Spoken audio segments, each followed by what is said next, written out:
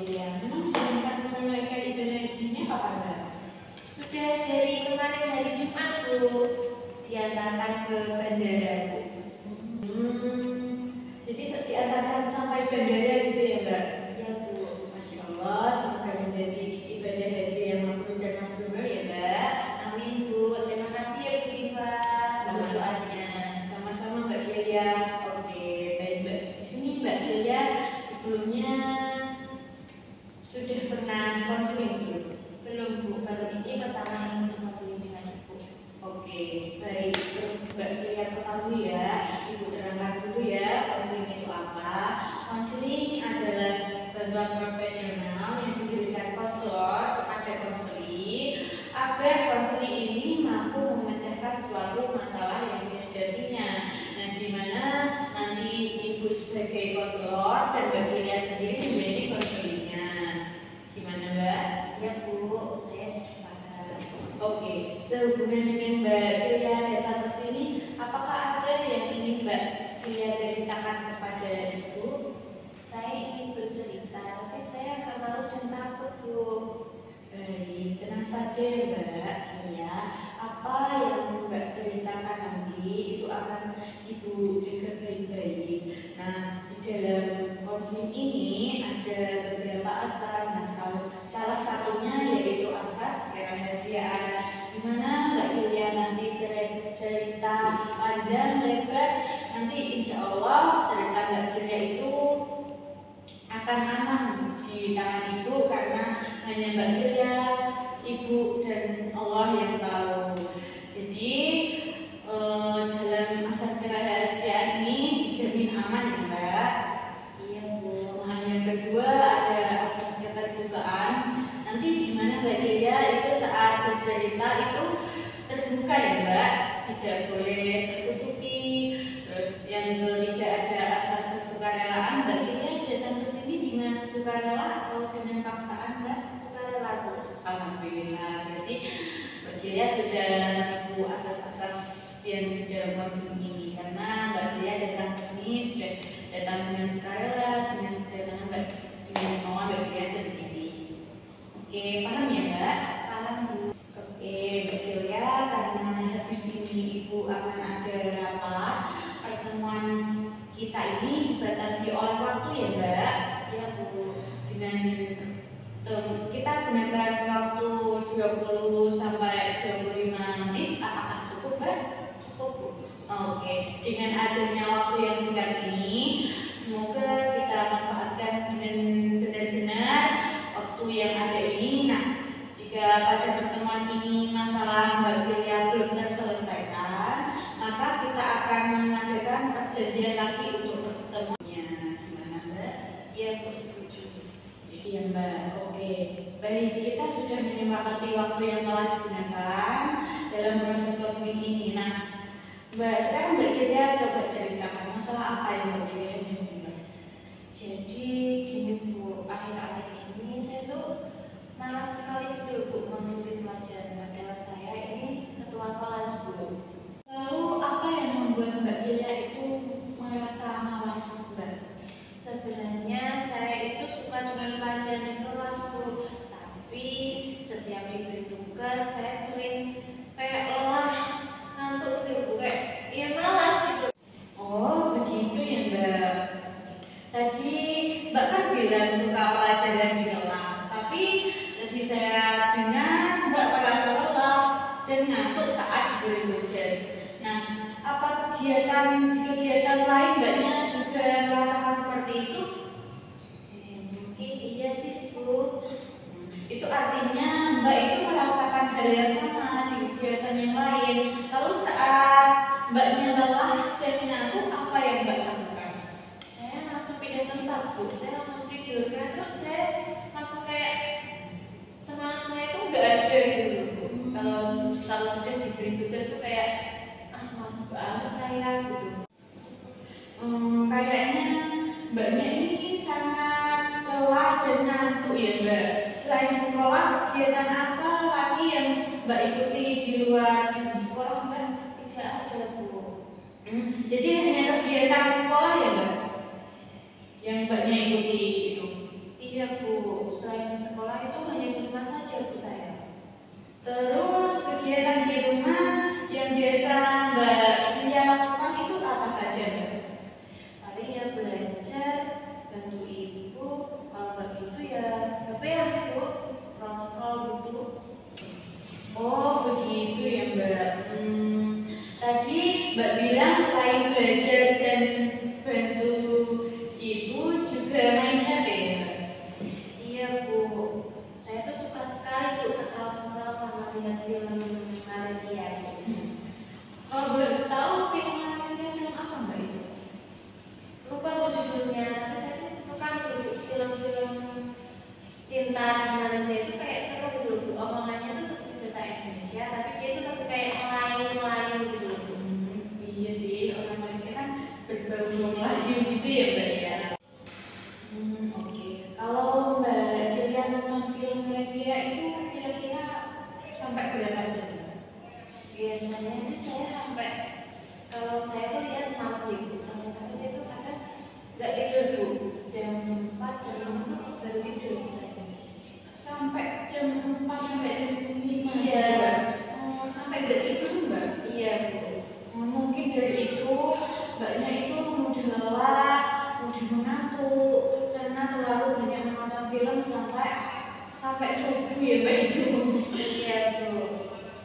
Dengan situasi seperti ini, apa yang Mbak harapkan sekarang? Ya saya ingin berubah Bu, dan tidak main HP lagi sampai larut malam, dan saya itu harus aktif di pelajaran apapun. Bagus, saya senang sekali kalau Mbak mau berubah dan ingin kembali seperti aktif di sekolah lagi. Iya Bu, saya akan aktif untuk biasanya nggak mendapatkan nilai jelek Bu. Ya, saya mengerti kalau Mbak Julia itu khawatir dengan seperti ini. Mbak Julia khawatir nanti nilai Mbak Julia turun, begitu ya Mbak. Baik, jadi Ibu simpulkan Mbak ini sering lelah dan ngantuk saat pelajaran, padahal Mbak ini suka sekali ya pelajaran di kelas. Iya Bu, saya sangat aktif sekali dalam pelajaran. Iya, padahal Mbaknya juga tidak mengikuti kegiatan lain selain di sekolah dan di rumah Mbaknya suka belajar dan bantu ibu, juga sering menonton film sampai larut malam ya Mbak. Terus apa yang Mbak lakukan untuk mendukung keinginan agar bisa berubah itu? Saya mungkin akan mengurangi waktu melihat film dan main HP Bu. Bagus. Setidaknya Mbak sudah punya pikiran untuk memecahkan masalah Mbaknya sendiri. Nah, agar Mbak tidak lupa dengan apa yang Mbak lakukan, gimana kalau Mbak tulis di kertas apa yang Mbak ingin lakukan dan nanti diketahui oleh saya juga. Gimana Mbak? Kenapa harus ditulis Bu? Ya biar Mbaknya ini tidak lupa dengan rencana Mbaknya tadi. Jadi Mbak ini bisa berpedoman dengan yang Mbak nanti akan tulis tadi. Gimana Mbak Delia, mau? Saya bersedia Bu. Mau ya Mbak ya? Oke. Jadi ini Ibu berikan kertasnya. Nanti Mbak Delia tulis rencana apa yang Mbak ingin lakukan ke depannya. Oke, sudah.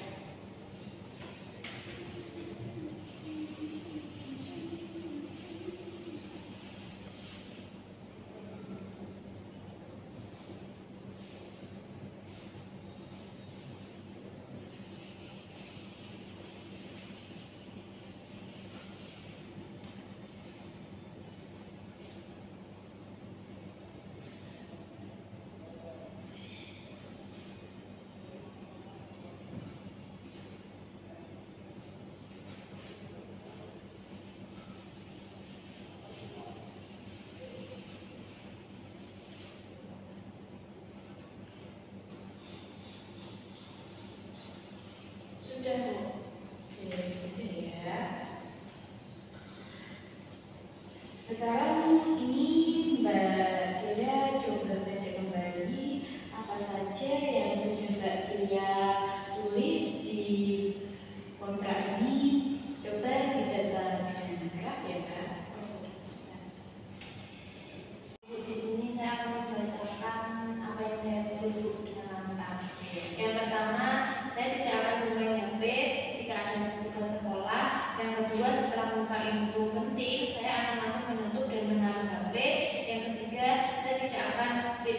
larut malam, paling-paling jam 9 saya sudah tidur.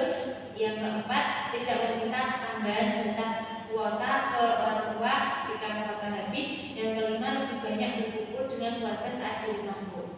Bagus sekali Mbak Nia. Nah, sekarang kertas ini silakan Mbak bawa, dan setiap ingin melakukan sesuatu, lihat dan terapkan apa yang Mbak Kiria tulis di kertas ini. Lalu nanti Mbak akan menerapkan sistem reward dan punishment ya Mbak. Ya Bu. Maksudnya itu gimana Bu? Oke, jadi maksudnya kalau Mbak Kiria berhasil, boleh menghadiahi diri sendiri dengan sesuatu yang Mbak sukai. Misalnya bisa memberi makanan kesukaan Mbak Kiria itu apa. Tapi sebaliknya, jika Mbak Kiria gagal, harus menerima hukuman. Misalnya tidak boleh makan makanan kesukaannya Mbak Kiria itu dalam 1 bulan.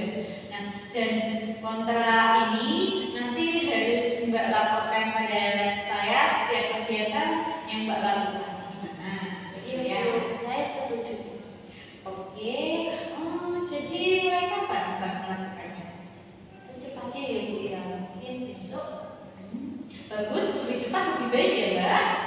Saya yakin kalau Mbak itu melakukan dengan sungguh-sungguh, masalah yang Mbak Kiria hadapi pasti bisa teratasi. Terima kasih ya Bu, saya akan mengusahakan dengan sungguh-sungguh biar saya itu Bu bisa. Oke, baik, sebelum mengakhiri konseling ini, saya ingatkan kembali untuk Mbak Kiria itu melaporkan hasil catatan tadi kepada Ibu pada konseling berikutnya ya. Iya Bu, minggu depan saya akan datang lagi untuk tindak lanjut dari kegiatan yang saya akan lakukan tadi. Baiklah, sesi konseling hari ini saya akhiri. Semoga ada kemajuan ya Mbak. Semoga bisa diterapkan di kehidupan Mbak Kiria ke depannya. Terima kasih ya Bu, sudah membantu saya dan alhamdulillah masalah saya agak itu ya Bu ringan. Saya merasa lega. Nanti minggu depan saya akan lapor ke Ibu untuk perkembangannya dan ini saya ingin pamit ya Bu ya. Pamit ya Bu. Assalamualaikum. Waalaikumsalam. Ayo saya mau makan. Iya Bu.